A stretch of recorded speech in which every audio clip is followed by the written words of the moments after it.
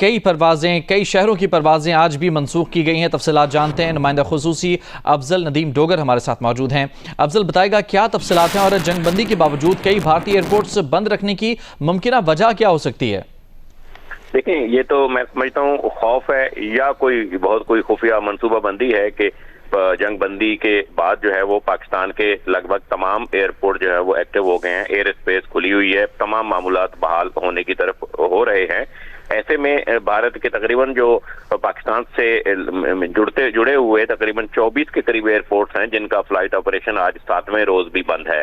अगर हम बात करें तो लगभग 300 परवाजें हैं इन तमाम एयरपोर्ट्स की जो आज भी मनसूख हैं। और दिलचस्प बात यह कि इन एयरपोर्ट पर जो मामूलात में तैयारे होते थे वो भी मौजूद नहीं है। बात करें अगर अमृतसर एयरपोर्ट की जो लाहौर के करीब है, इसकी 123 परवाजें तकरीबन ऑपरेट होती हैं जो तमाम की तमाम मनसूख हैं। यहाँ सिर्फ एक सेसना तैयारा मौजूद